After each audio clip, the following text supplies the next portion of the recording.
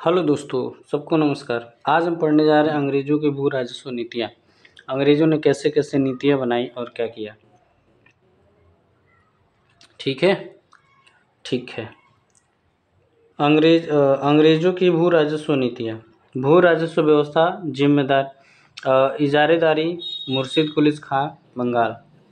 भू राजस्व व्यवस्था कैसे कैसे चलता था, तो इजारेदारी जो व्यवस्था चलता था वो मुर्शिद कुली खां बंगाल में चलता था। अस्थाई बंदोबस्ती की बात करें तो 1793 में उत्तर और पूर्वी भारत में लागू हुआ। रैयतवाड़ी व्यवस्था की बात करें तो 1820 में दक्षिण भारत में हुआ। महालवाड़ी व्यवस्था की बात करें 1822 में मध्य प्रांत। तो महालवाड़ी 1822 मध्य प्रांत, रैयतवाड़ी 1820 दक्षिण भारत, अस्थाई बंदोबस्त 1793 उत्तर और पूर्वी भारत। मुगल के समय की बात करें तो मुगल के समय भू राजस्व की वसूली सूबेदार करते थे। मुगल के समय कौन करते थे? सूबेदार। भू राजस्व की बात करें तो दीवान ए मुस्त खराज के डिपार्टमेंट के नाम से जाना जाता था। दीवान ए मुस्त खराज। 1717 में मुर्शिद कुली खां बंगाल में इजारेदारी व्यवस्था लागू किया। भू राजस्व उच्च बोली लगाने के बाद ठेके पर दे दी जाती थी। यानी इजारेदारी का मतलब क्या है? इजारेदारी व्यवस्था भू राजस्व उच्च बोली लगाई जाती थी, उसके लगाने के बाद दे दी जाती थी। 1757 की बात करें तो प्लासी का लड़ाई हुआ, प्लासी का युद्ध हुआ। इस प्लासी को पलासी के फूल लाल रंग के होते थे। उस जिस मैदान में हुआ था वहाँ के आसपास के जगह का नाम पलासी था, क्योंकि पलास के फूल वहाँ पे होते थे। पलास को प्लासी कर दिया अंग्रेजों ने। रॉबर्ट क्लाइव ने बंगाल पर विजय प्राप्त कर ली। रॉबर्ट क्लाइव ने बंगाल पर विजय प्राप्त कर ली कब? प्लासी के युद्ध में। और 1762 की बात करें तो बंगाल का नवाब मीर कासिम से वर्धमान, मिदनापुर और चटगांव की जागीरें प्राप्त कर ली तथा भू राजस्व वसूली करना प्रारंभ कर दिया। ये किनसे प्राप्त किया अंग्रेजों ने? वर्धमान, मिदनापुर और चटगांव। ये थे बंगाल के नवाब उस समय मीर कासिम। और मीर कासिम कौन है? जो कि किसका दामाद है ना?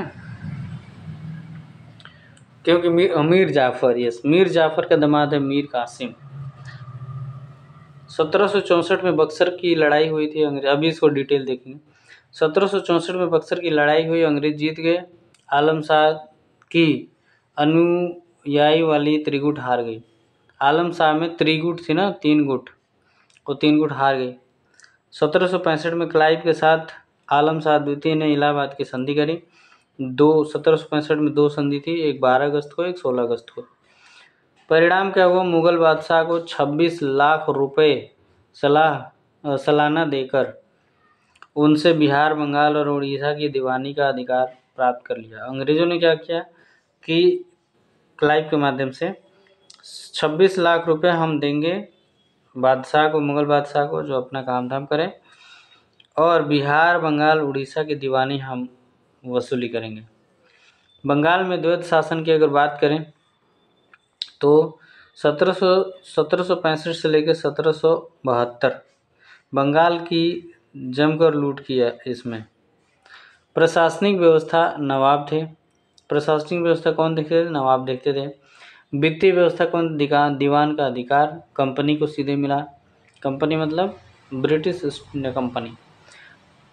बंगाल में मोहम्मद रजा खां, उड़ीसा में राय दुर्लभ और बिहार में सिताब राय, उड़ीसा में राय दुर्लभ, बंगाल में मोहम्मद रजा खां। ये तीनों को भू राजस्व वसूली के लिए किया गया था, अडॉप्ट किया गया था, या अपॉइंट कह सकते हैं। तो मोहम्मद रजा खां बंगाल में, उड़ीसा में राय दुर्लभ और बिहार में सिताब राय को अडॉप्ट किया गया था। चुना गया था कि आप यहाँ से राजस्व की वसूली करेंगे। द्वैत शासन का परिणाम क्या हुआ? बंगाल का आर्थिक दोहन। 1770 से बंगाल में भीषण अकाल। इस अकाल के दौरान कंपनी ने ऋण माफी के बजाय 10% करों का अतिरिक्त बोझ बढ़ा दिया, जबकि ठीक उल्टा किया उसने। 1776 अमेरिकी क्रांति प्रभाव। 1772 वारेन हेस्टिंग बंगाल के प्रथम गवर्नर जनरल बने और द्वैध शासन समाप्त हुआ। बंगाल में मद्रास और महाराष्ट्र शामिल थे। 1773 में दीवान पद समाप्त किया। दीवान का पद कब समाप्त किया गया? 1773 में, याद रखिएगा, क्वेश्चन आया था। 1773 में दीवान का पद समाप्त कर दिया गया। ठीक, अभी हम पढ़ रहे हैं राजस्व, भूमि। 1772 में राजस्व की वसूली के लिए राज्य में पंचशाला व्यवसाय लागू किया गया। 1784 में पिट्स इंडिया एक्ट। 1786 में नया गवर्नर जनरल लॉर्ड कॉर्नवालिस। 1786 में board of revenue Cornwallis Bengal का एसएस जॉन शोर अस्थाई बंदोबस्ती की व्यवस्था।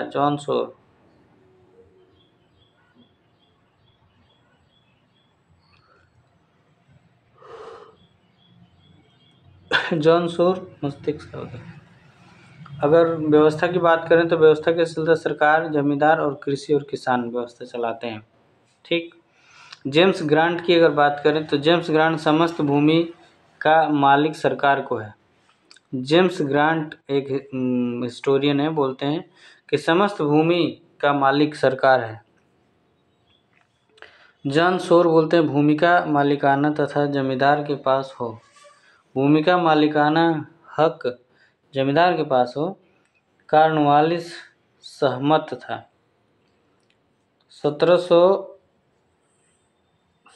1790 में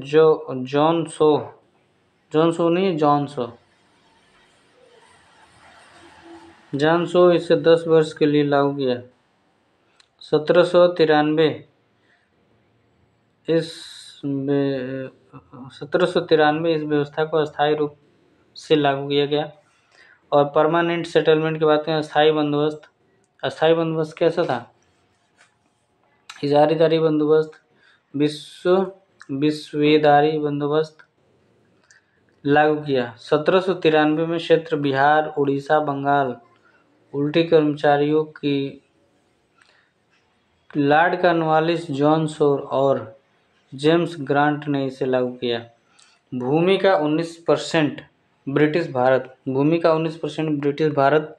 आधार वर्ष 1990 से 91 राजस्व की दर अस्थायी रखी गई। आधार वर्ष 1991, 90-91 राजस्व दर अस्थायी रखी गई। जमींदार 1/11 भाग ले लेता, सरकार 1/11 भाग लेती थी। जमींदारी व्यवस्था का उदय, सूर्यास्त का नियम। जमींदारी व्यवस्था का उदय और सूर्यास्त का नियम। भूमि का स्वामित्व जमींदारों को। अंग्रेजों की भू राजस्व नीतियाँ। ओके, सॉरी दिख नहीं रहा था, ये पढ़ रहा था मैं। क्या पढ़ रहा था? जमींदार 1/11 भाग लेते हैं, सरकार 10/11 भाग लेती है। जमींदारी व्यवस्था का उदय होना होगा। सूर्यास्त का समय यानी कि निधन हो गया। ये क्या बोल रहा हूँ मैं, अड़बड़। जागीरदारी व्यवस्था का उदय, सूर्यास्त का नियम 1794 में। भूमि का स्वामित्व जमींदार को सरकार के अनुसार बोले जा रहे। अंग्रेजों की भू राजस्व नीतियाँ, इजारेदारी मुर्शिद कुली खां बंगाल। अस्थाई बंदोबस्त 1793, ये लॉर्ड कॉर्नवालिस है ना, अस्थाई बंदोबस्त का। उत्तरी भारत और पूर्वी भारत। रैयतवाड़ी व्यवस्था 1820 दक्षिण भारत में। मालवाड़ी व्यवस्था 1826।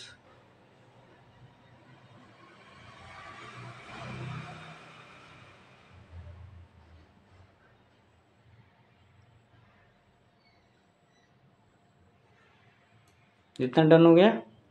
अंग्रेजों की भू राजस्व नीति की स्थिति इजारेदारी मुर्शिद कुली खां बंगाल में चलाया। स्थायी बंदोबस्त 1793 वार्नेस्टिंग ने चलाया, ये उत्तरी भारत पूर्वी भारत में। रैयतवाड़ी व्यवस्था, आई थिंक रैयतवाड़ी साउथ में कौन थे उस समय? मुंडो मुंडो मुंडो मुंडो मुंडो हमको लग रहा है रैयतवाड़ी व्यवस्था में कैप्टन रीड थे ना, आई थिंक। दक्षिण भारत में कैप्टन रीड थे, थॉमस मुंडो था, ऐसे कुछ था। अभी देखते हैं आगे। मालवाड़ी व्यवस्था, मालवाड़ी का मतलब ही होता है कि इसमें मैकेंजी थे, टॉमसन थे मालवाड़ी में, और कैप्टन रीड इसमें थे। रैयतवाड़ी व्यवस्था में कैप्टन रीड थे और मुंडो थे। ओके। और पहले में थे कार्नवालिस, जॉन शोर और जेम्स ग्रांट, ऐसे कुछ। आगे देखते हैं, आगे देखते हैं, आगे देखते हैं। बस खत्म हो गया, एक पेज और है। रैयतवाड़ी व्यवस्था की बात करें तो मुख्यतः दक्षिण भारत में 1792 में हुआ। कैप्टन रीड, यह व्यवस्था मैसूर के पास पश्चात कर्नाटक में स्थित बहरहाल के क्षेत्र में 1792 में लागू किया गया। वर्तमान की बात करें तो वर्ष 1820 में मुंबई, महाराष्ट्र, कुर्ग और असम, कुर्ग, मुंबई, महाराष्ट्र, कहाँ मुंबई में, महाराष्ट्र में, कुर्ग में, असम में, यह व्यवस्था उपज पर न लागू कर कुल भूमि क्षेत्रफल पर लागू की गई थी। ये तो गलत बात है। भू राजस्व की दर प्रांत ने 1/3, परंतु 1856 में इसे 1/2 कर दिया गया। 1/3 से 1/2 कर दिया गया। ब्रिटिश भारत में ब्रिटिश प्रांत के 51% भूभाग पर ये रैयतवाड़ी है।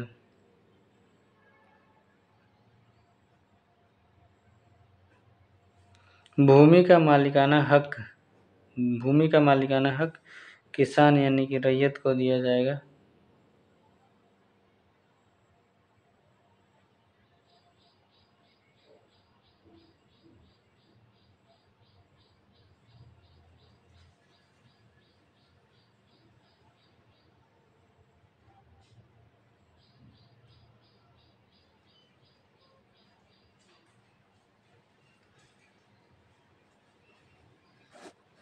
There is little problem. Mahalwari व्यवस्था क्या होती है? महालवाड़ी व्यवस्था की बात करें तो इंट्रोड्यूसिंग इन 1822, यह व्यवस्था भारत में ब्रिटिश प्रांत के 30% भूभाग पर Holt, Mackenzie, Martin Reid, Thomas Munro ने मिलकर किया। जमीन का मालिकाना हक महाल यानी मुखिया के पास रहा। महाल में मालिकाना हक मुखिया के पास रहा, ठीक है। और वसूली महाल का मुखिया या प्रधान किया करता था। पंजाब में, मध्य प्रांत में, संयुक्त प्रांत में लागू था। लगान की दर 50% रखी गई थी, यानी 1/2। अब इसको शॉर्टकट में बना लेते हैं। ये क्या है, ये क्या है, ये क्या है। 1793 में स्थायी बंदोबस्त चला, जिसको बिहार, उत्तरी कर्नाटक, बंगाल, गाजीपुर, उड़ीसा, बनारस, ये 19% का है। कौन सा है ये 19%? अस्थाई बंदोबस्त। किसान, जमींदार और कंपनी। यहाँ स्थायी बंदोबस्त, अच्छा, स्थायी बंदोबस्त में 10/11, 1/11। अब 1820 की बात करें, 51%, 51% कैप्टन रीड और टॉमस मुनरो।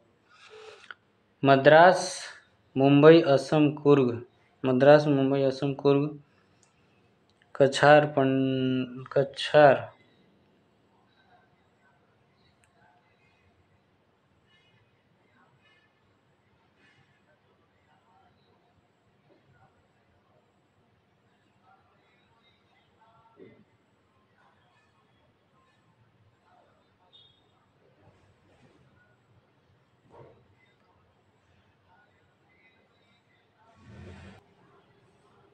आइए शॉर्टकट में देखते हैं इसको क्या है।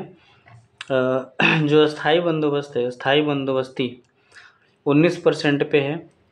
और यह अस्थाई बंदोबस्ती कब चला? 1793 में, जब आया था कॉर्नवालिस से जॉन शोर है और जेम्स ग्रांट, जॉन शोर या कॉर्नवालिस, तीनों में से कोई भी नाम हो तो हम अस्थाई बंदोबस्त की बात करेंगे। कहाँ चला था ये? बिहार में, उड़ीसा में, उत्तरी कर्नाटक में और बंगाल में। बिहार, बंगाल, उड़ीसा, उत्तरी कर्नाटक, गाजीपुर और बनारस। ठीक है, 19%। कौन सा सन था? 1793। अगला देखते हैं अब। अगले में क्या है? 1820 में हुआ, क्या नाम है? रैयतवाड़ी व्यवस्था। तो रैयतवाड़ी व्यवस्था कब हुआ? 1820 में। टोटल कितने पे था? 51% पे ज़मीन पे।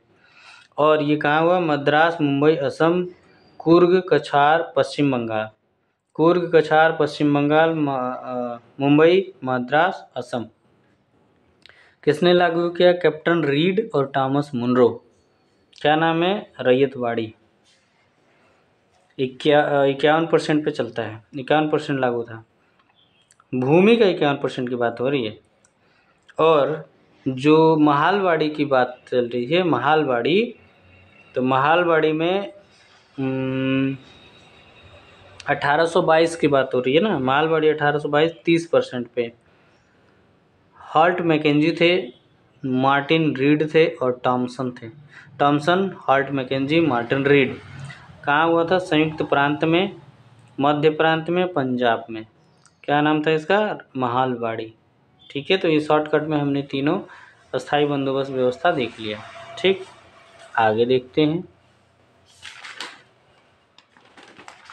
आगे आ गया 1857 की क्रांति। तो रिवोल्ट ऑफ 1807, हम रिवोल्ट को अलग अध्याय में करेंगे, अलग लेसन में।